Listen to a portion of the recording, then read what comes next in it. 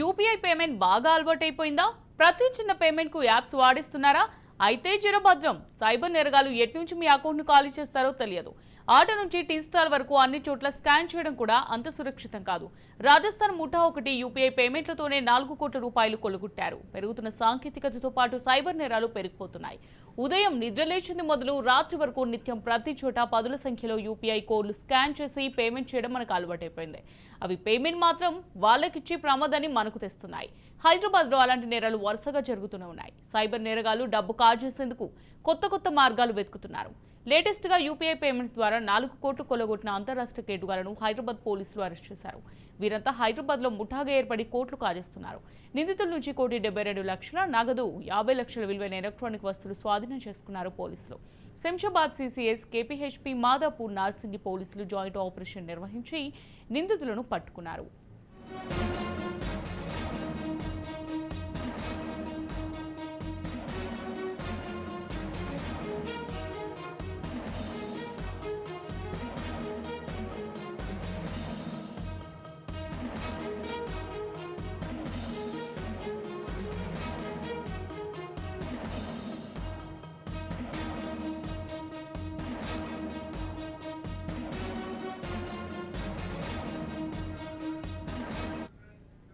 Bajaj electronics ను target గా చేసుకుని రాజస్థాన్ ముఠా యూపీఐ మోసాలకు పాల్పడుతోంది.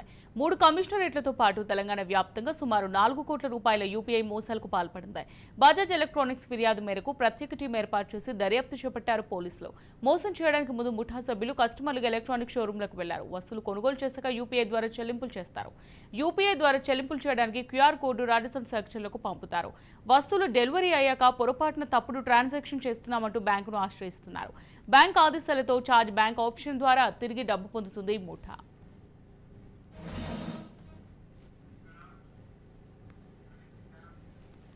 రాజస్థాన్ కు చెందిన 20 నుంచి 25 ఏళ్ల వయసు ఉన్న యువకులంతా కలిసి ఓ ముఠాగా ఏర్పడ్డారు. యూపీఐ మోసాల ద్వారా కొనుగోలు చేసిన వస్తువులను ఇతరులకు అమ్మి ఈ ముఠా సొమ్ము చేసుకుంటుంది. నిందితులపై 3 కమిషనరేట్ పరిధిలో పలు పోలీస్ స్టేషన్లో కేసులున్నాయి. సైబరాబాద్ లో 6, రాచకొండలో 2, హైదరాబాద్ లో ఒక బజాజ్ ఎలక్ట్రానిక్ షోరూమ్ లో మోసాలకు పాల్పడింది ముఠా. గత 2-3 నెలల నుంచి బజాజ్ ఎలక్ట్రానిక్స్ లో 1,127 లావాదేవీలు చేర్పారు నిందితులు. మొత్తం 1.56 కోట్ల రూపాయలు వాళ్ళ అకౌంట్లోకి తిరిగి పొందారు. రైట్, ఇదే అంశానికి సంబంధించి మరింత సమాచారం మా ప్రతినిధి రాఘవ అందిస్తారు. రాఘవ, సైబర్ నేరగాలు రెచ్చిపోతున్నారు. వివిధ రకాలుగా ప్రజలను ఏ విధంగా మోసం చేయాలో అన్ని రకాల ప్రయత్నాలు చేస్తూనే ఉన్నారు సైబర్ నేరగాలు అని చెప్పేసి కూడా స్పష్టంగా తెలుస్తుంది. రకరకాల ఆఫర్స్ తో అదేవిధంగా రకరకాల నేరాలు వీళ్ళన్ని కూడా చేస్తున్నటువంటి పరిస్థితిని మనం ఇక్కడ మొత్తంగా చూస్తున్నాము.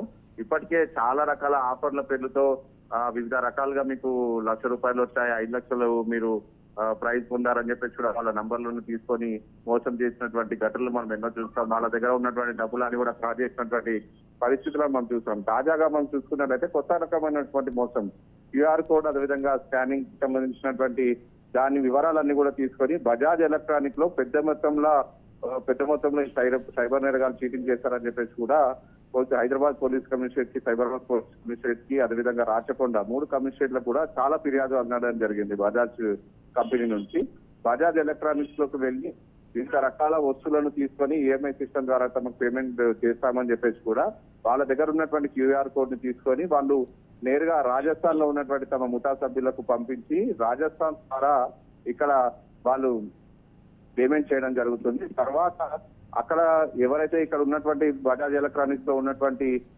వస్తువులు తీసుకున్నటువంటి ఆ ముఠా సభ్యులు ఎవరైతే ఉంటారో వాళ్ళు అక్కడ నుంచి వస్తువులు తీసుకొని బయటికి వెళ్ళిన తర్వాత వెంటనే వాళ్ళు మేము తప్పుగా ఈ పేమెంట్ చేస్తాము, వెంటనే మాకు అమౌంట్ రిటర్న్ చేసే విధంగా చర్యలు తీసుకోవడం అని చెప్పేసి కూడా బ్యాంక్ వెళ్ళి ఫిర్యాదు చేయడంతో వెంటనే అమౌంట్ మళ్ళా వాళ్ళకు రిటర్న్ వెళ్ళిపోతుంది ఆ అకౌంట్లకి. ఈ విధంగా చాలా బజాజ్ ఎలక్ట్రానిక్స్ లోకి వెళ్ళి చాలా రకాలుగా అనేక వస్తువులు తీసుకొని వీళ్ళు మోసాలకు పాల్పడుతున్నట్టు కూడా పోలీసులు గుర్తించడం జరిగింది.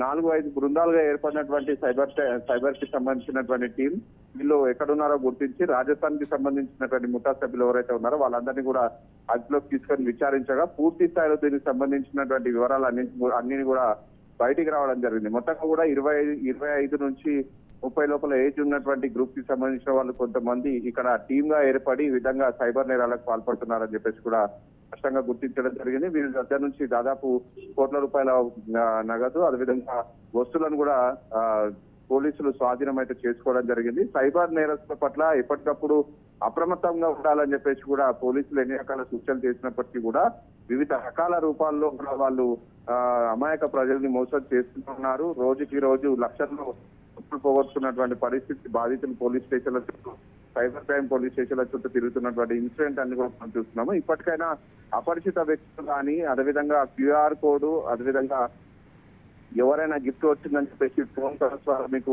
చెప్పినట్లయితే ఎలాంటి వివరాలన్నీ కూడా మీరు ఇవ్వకండి అని చెప్పేసి కూడా పోలీసులు పలు రకాల సూచనలు చేస్తున్నారు, అవేర్నెస్ ప్రోగ్రామ్స్ చేస్తున్నారు. ఇప్పటికైనా ప్రజలందరూ కూడా గుర్తించాలి.